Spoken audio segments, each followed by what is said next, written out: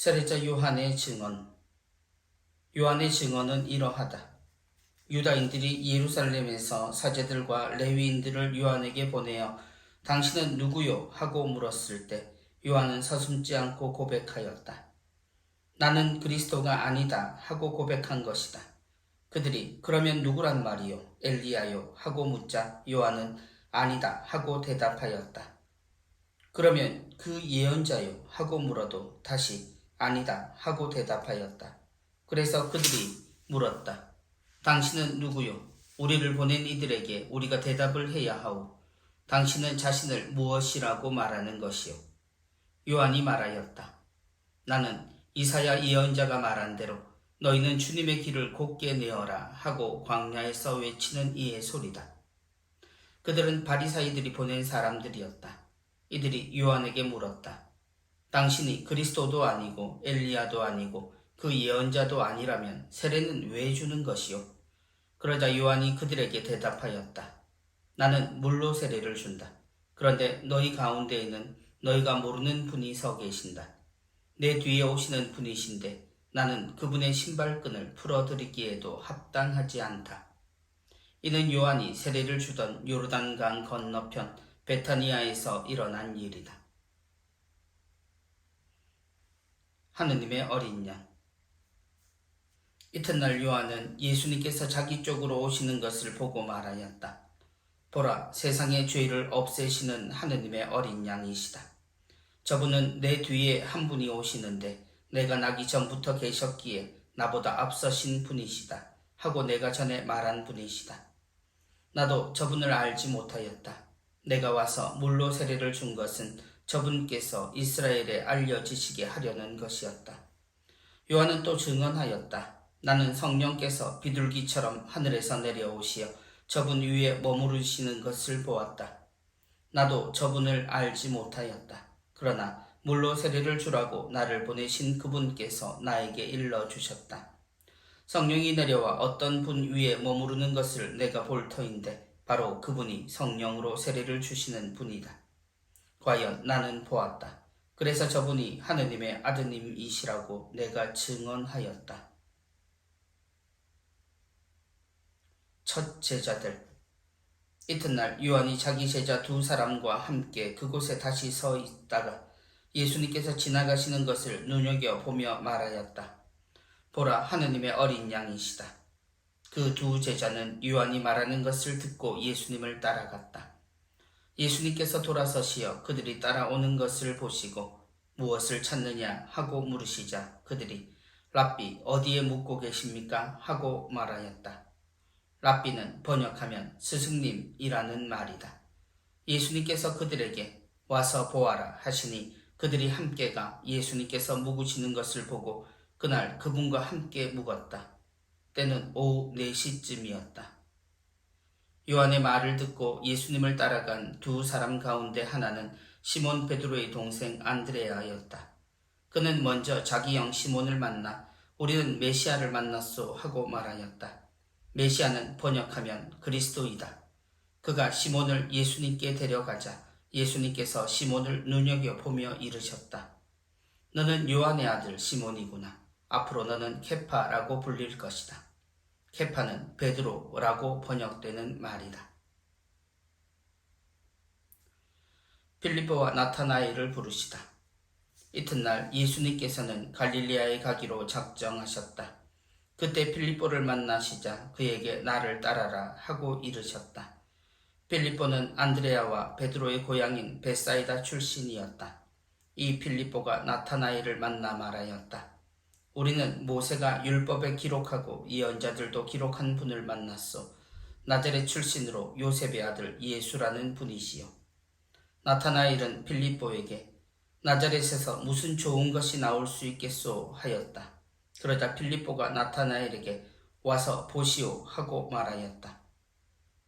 예수님께서는 나타나엘이 당신 쪽으로 오는 것을 보시고 그에게 대하여 말씀하셨다. 보라, 저 사람이야말로 참으로 이스라엘 사람이다. 저 사람은 거짓이 없다. 나타나엘이 예수님께 저를 어떻게 아십니까? 하고 물으니 예수님께서 그에게 빌립보가 너를 부르기 전에 내가 무화과 나무 아래에 있는 것을 내가 보았다 하고 대답하였다. 그러자 나타나엘이 예수님께 말하였다.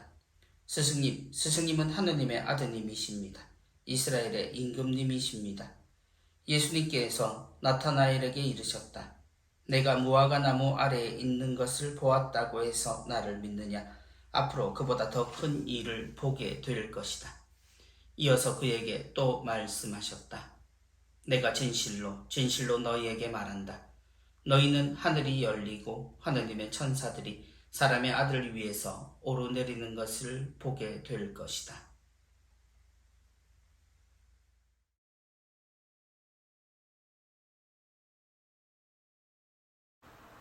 머리글에 이어지는 나머지 1장 내용 보겠습니다. 성경을 보실 때 편의를 위해서 장과 절을 나누어 두었고 또 그 내용에 따라서 임의적으로 구분을 해서 우리가 잘 이해할 수 있도록 제목을 정해 놓았습니다. 그래서 성경에서 적어 놓은 제목을 통해서 성경을 먼저 들여다보는 것도 도움이 됩니다. 그런 의미에서 세례자 요한의 증언, 머리글에서 말했던 세례자 요한의 증언부터 본격적인 내용이 시작이 되죠. 그리고 하느님의 어린 양, 역시 세례자 요한의 증언에 의해 듣게 됩니다. 그리고 예수님의 첫 제자들, 그리고 빌립보와 나타나엘을 부르시다. 예수님이 제자들을 부르시는 모습으로 1장이 끝이 나게 됩니다. 함께 보시겠습니다. 먼저 세례자 요한의 증언입니다. 요한의 증언은 이러하다. 유다인들이 예루살렘에서 사제들과 레위인들을 요한에게 보내어 당신은 누구요? 라고 물었을 때 요한은 서슴지 않고 나는 그리스도가 아니다 하고 고백한 것이다. 곧 사람들은 세례자 요한이 메시아, 그리스도가 아닐까라고 생각을 했습니다. 그러나 그가 아니라고 말하자 계속 물어봅니다. 엘리야요? 아니다. 예언자요? 아니다. 라고 말이죠. 그리고 당신은 누구요? 라고 다시 묻자 세례자 요한은 자신을 이렇게 소개합니다. 나는 이사야 예언자가 말한 대로 너희는 주님의 길을 곧게 내어라 하고 광야에서 외치는 이의 소리다. 광야에서 외치는 이의 소리.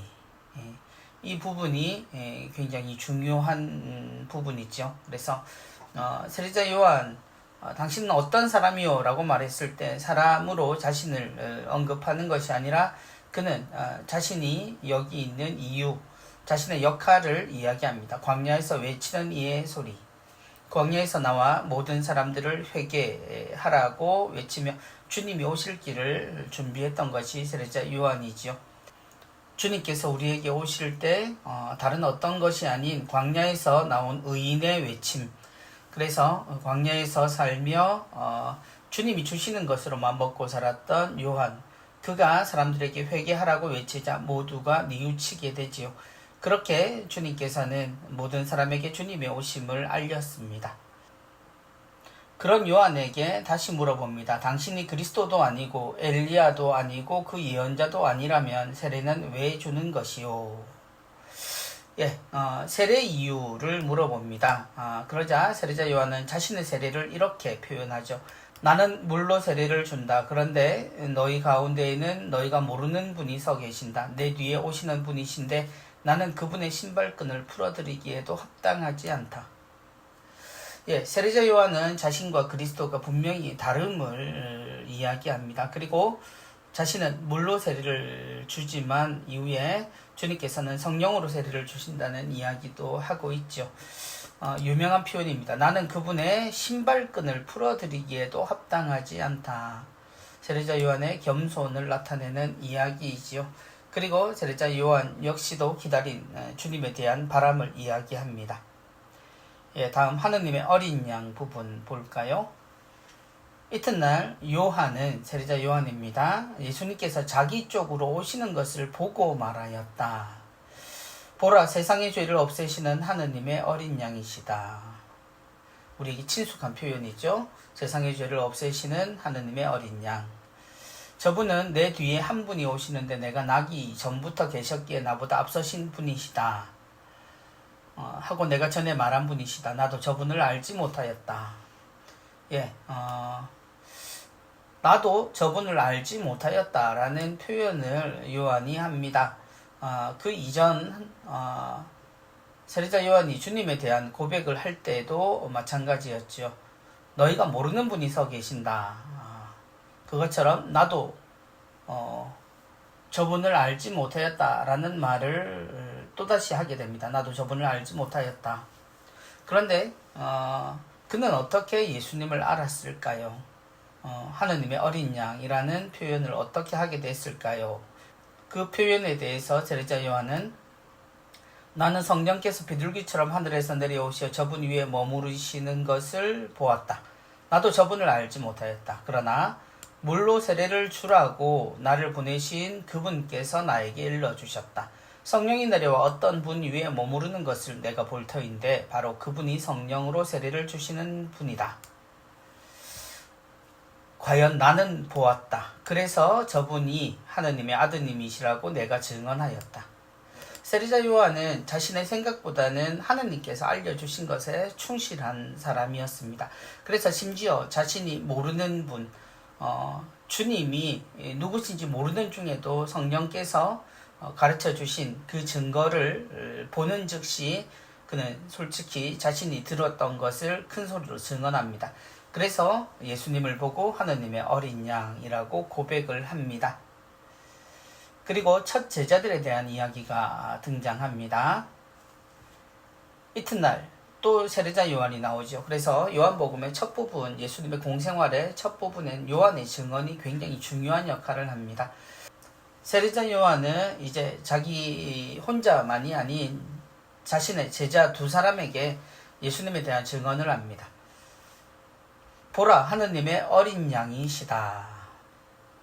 그 두 제자는 요한의 말을 듣고 예수님을 따라갑니다. 그래서 요한복음에는 예수님의 첫 번째 제자들이 바로 세례자 요한의 제자였다라는 사실이 언급됩니다. 그래서 예수님께서 그들에게 무엇을 찾느냐라고 묻자 그들이 랍비 어디에 묵고 계십니까? 라고 말합니다. 자, 여기서 랍비라는 단어가 나옵니다. 랍비는 번역하면 스승님이라는 말이다. 예수님께서 그들에게 와서 보아라 하시니 그들이 함께가 예수님께서 묵으시는 것을 보고 그날 그분과 함께 묵었다. 요한복음이 이야기하는 첫 번째 제자에 대한 이야기들입니다. 요한의 증언을 따라 예수님을 뵙게 된 두 제자들.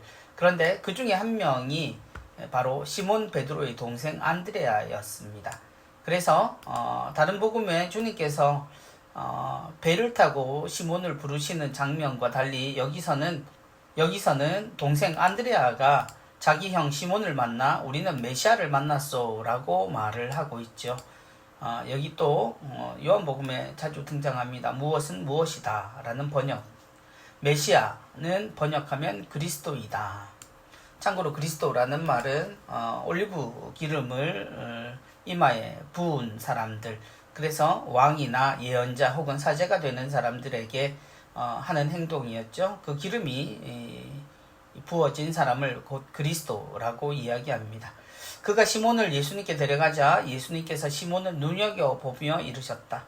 너는 요한의 아들 시몬이구나. 앞으로 너는 케파라고 불릴 것이다.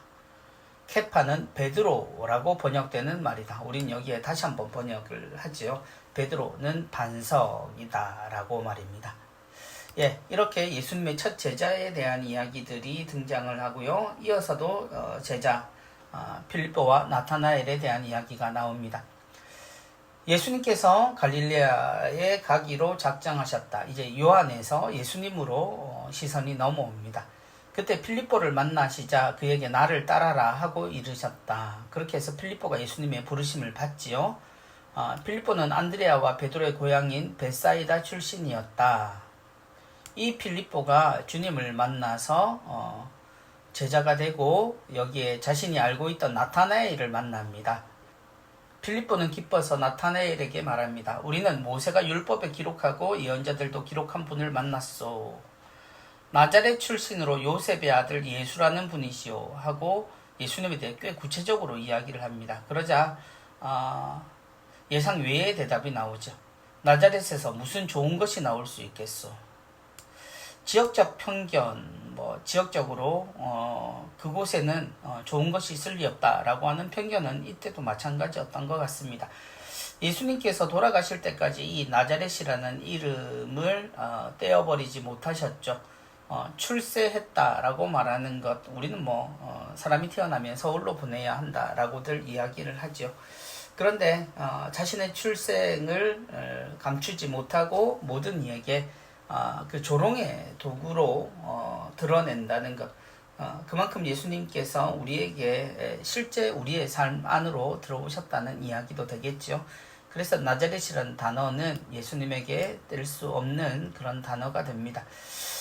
그러자 필립보가 말합니다. 와서 보시오. 예수님께서도 당신의 첫 제자들에게 와서 보아라 라고 하신 적이 있죠. 예수님께서 제자들에게 와서 보아라 라고 하신 것처럼 필립보 역시도 나타나엘에게 와서 보시오 라고 초대를 합니다. 그리고 나타나엘이 다가오는 것을 보시고 예수님께서 이야기하시죠. 보라, 저 사람이야말로 참으로 이스라엘 사람이다. 저 사람은 거짓이 없다. 사실 우리가 이해하기 힘든 부분이 있습니다. 주님께서 나타나엘의 어떤 부분을 보시고 저 사람은 참으로 이스라엘 사람이다 라고 하셨는지 말이죠. 또한 나타나엘은 예수님께서 그를 먼저 알고 계셨음에 스승님은 하느님의 아드님이십니다. 이스라엘의 임금님이십니다. 라고 태도를 변화합니다. 사실 이 사이에 어떤 것이 그의 마음을 돌려놓았는지 잘 이해할 수는 없습니다만 그럼에도 불구하고 예수님께서 그를 정확히 보고 계시고 먼저 보고 계셨다라고 하는 것은 언제나 하느님께서 우리의 청에 응답하시는 것이 아니라 우리를 언제나 먼저 보고 함께 계신다는 사실을 우리는 생각할 수 있습니다. 그렇게 나타나엘을 부르신 장면으로 1장은 끝이 납니다. 그래서 주님께서 당신의 제자가 된 나타나엘에게 내가 진실로 너희에게 말한다. 너희는 하늘이 열리고 하느님의 천사들이 사람의 아들 위에 오르내리는 것을 보게 될 것이다. 그래서 예수님이 이 세상에 하느님의 뜻을 드러내 주시는 진정한 메시아이심을 드러내 주시는 것으로 1장은 마무리가 됩니다. 그래서 1장을 전체적으로 보면 처음 예수님이 이 세상에 오신 하느님의 말씀이심을 이야기했던 그 증언과 함께 세례자 요한이 그것을 먼저 세상에 알려주었다라는 것, 그것에 대한 소개를 하는 머리글, 그리고 예수님께서 처음 오실 때 세례자 요한이 증언한 내용과 또 예수님의 첫 번째 제자들을 보는 것이 우리가 보았던 제1장의 내용이었습니다. 그러면 오늘 배운 것을 통해서 문제를 한번 살펴보도록 하겠습니다.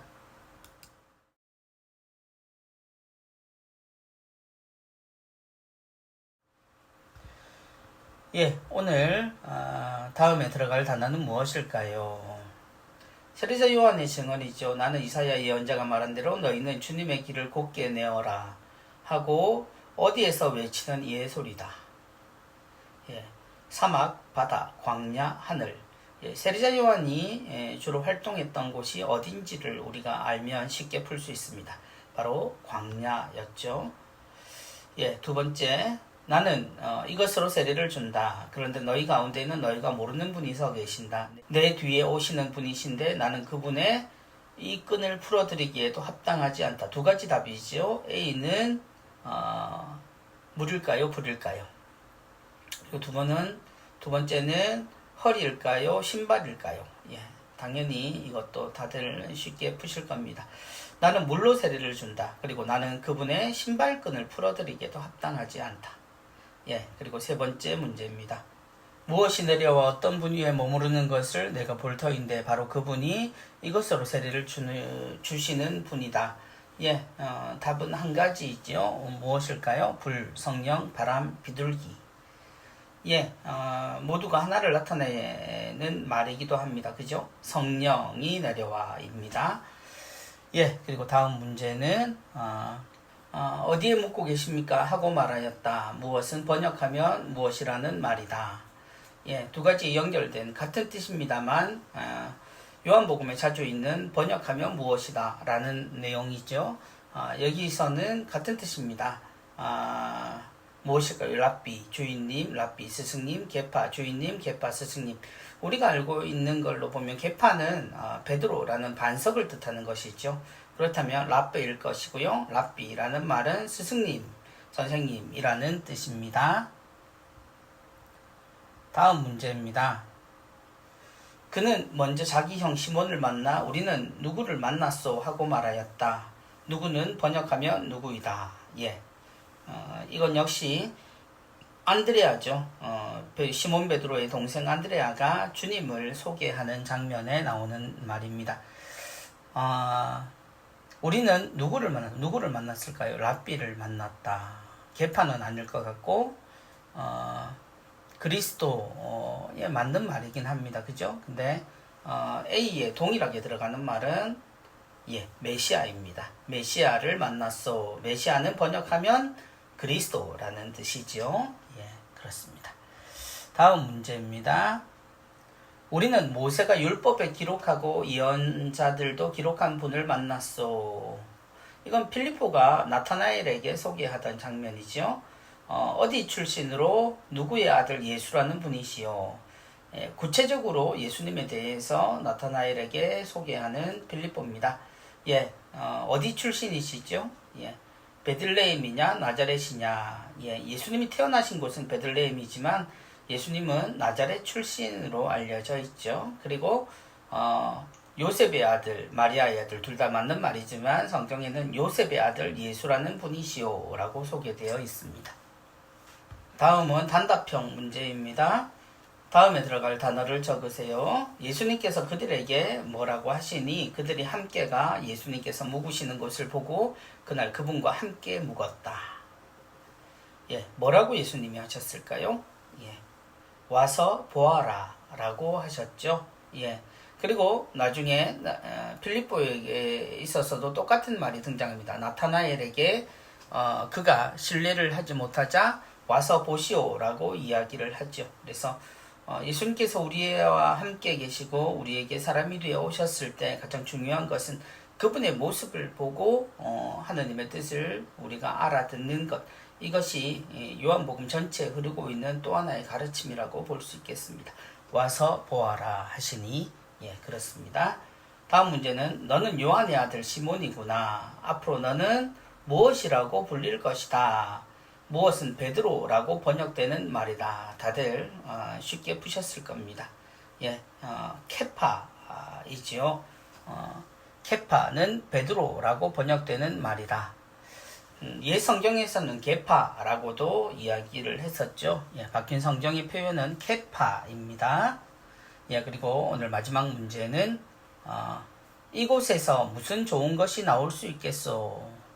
나타나엘이 이 필리포에게 이야기한 내용입니다. 예수님에 대해서 이야기하자 예수님이 나온 출신지에 대해서 이런 얘기를 하죠.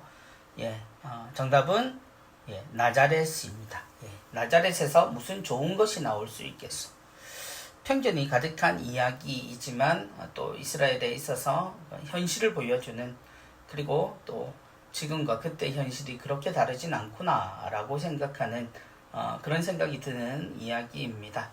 예, 오늘도 문제 함께 풀어보셨습니다.